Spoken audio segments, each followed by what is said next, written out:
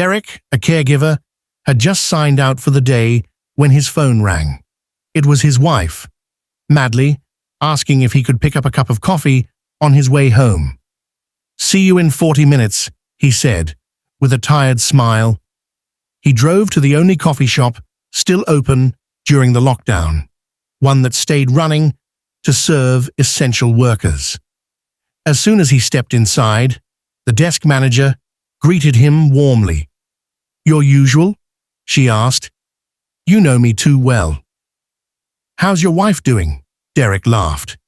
"Getting lazier every day." "She'll be fine," the manager said. Not long now. He grabbed the coffee, hurried back to his car, and headed home through the early winter darkness. St. John was a small city, friendly, familiar, but like every place, it had secrets, and tonight, Derrick was about to discover one. The drive normally took 15 minutes. Tonight, it took much longer. Snow hammered the road. The temperature had dropped to -2 degrees Celsius. It had been snowing non-stop for 2 days. Suddenly, Derrick's car rolled to a stop behind a long line of stalled vehicles. An officer approached his window. A truck had spilled black oil across the highway, causing multiple crashes. A family was trapped inside a minivan. Emergency crews were everywhere. "Not today," Derrick muttered. "You can turn around," the officer said. But Derrick stayed. He watched as paramedics fought to keep the trapped family alive. Exhaustion crept over him. He just wanted to go home, to his pregnant wife.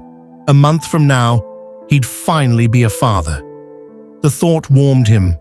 Somewhere between the flashing lights and the falling snow, he drifted asleep. A knock startled him awake. "All clear. You can go." Derrick straightened up, blinked, and noticed 2 missed calls, both from his home phone. His wife hadn't used that line in a year, not since the night he came home to find her strangely different. He shook the feeling off and continued driving carefully. 5 minutes later, he pulled into the driveway. The phone rang again. He picked up. A faint whisper crawled through the speaker. "Derrick." Then nothing. The coffee slipped from his hand. Something was terribly wrong. He dialed 911 and rushed into the house. What he saw changed everything. His wife lay on the floor, covered in blood. Beside her, still attached by the umbilical cord, was their newborn. Neither moved. The walls, the furniture, everything was splattered with red. And across the room was another body. Half its face peeled away, skin hanging like wet paper. A pair of scissors on the floor. The house phone beside the corpse. Derrick couldn't scream. He couldn't breathe. Police stormed in seconds later. The same officer from the accident walked in. Derrick collapsed into his arms. Paramedics arrived. They took his wife and baby away, covered in sheets. The mutilated stranger was somehow still alive, barely. She was handcuffed and rushed to the hospital. A blanket was wrapped around Derrick's shoulders. "Tell me what you heard," the officer said gently. Derrick stared blankly. "Someone called me from the landline. My wife never uses that phone, not since a year ago. And the voice, it was familiar, but wrong. The last time she spoke like that was also from that phone, and that day, she looked different." The officer took notes, then offered him a hotel. Derrick stayed. Alone in the quiet house, he sat motionless. The heater hummed. Snow tapped the window. His mind drifted back, 2 years earlier, to the first strange call from the landline. His wife had been diagnosed with cancer.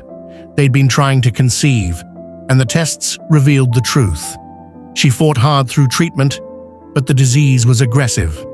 Then, just before the pandemic, she changed. Dramatically. Almost overnight, she became stronger, healthier, fuller. Even her voice shifted into a deeper, more confident tone. He confided in Mrs. Flores at the coffee shop. "She's my wife," Derrick had said, "but it feels like she's someone else." "You're overthinking," she told him. "She's healing." Still, he sought answers. Her oncologist, Dr. Crowley, ran tests, blood work, tissue samples. A week later, the doctor said something impossible. "There's no cancer, none. It's as if it never existed." Derrick felt his stomach drop. "What about DNA?" he asked. "We never tested it before. Bring something she hasn't worn in months." Derrick did. The results matched completely. "She's the same woman," the doctor insisted. "You can relax." Derrick tried. He really did. But things got stranger.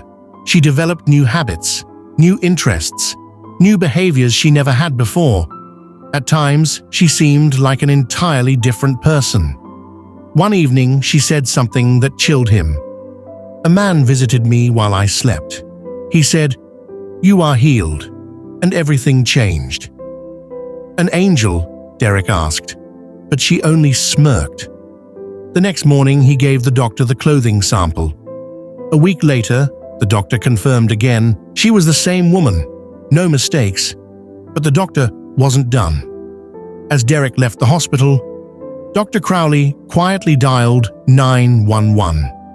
Moments later, he was found dead at his desk. Derrick was questioned, then cleared. Footage showed him leaving peacefully. Still, something gnawed at him.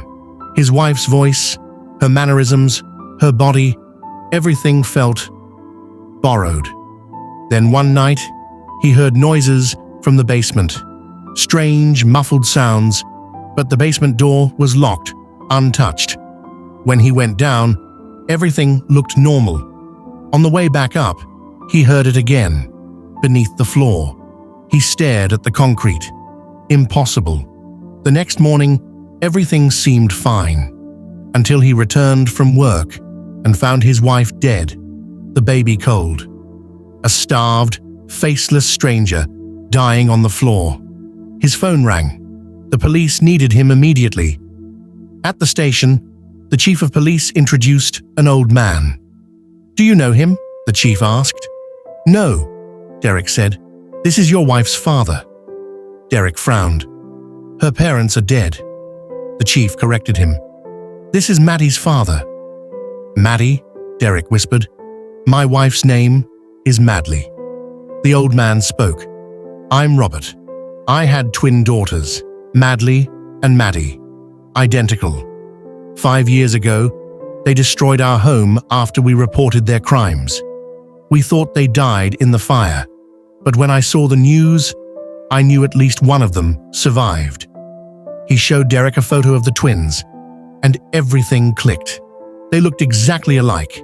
Same face, same height, same smile, same voice, except for the pitch. Derrick had met them both, loved one, married one, but never knew they were two. "Where is the other twin?" the chief demanded. "I don't know," Derrick admitted. "I thought she was the same woman." They rushed to the hospital to identify the mutilated survivor.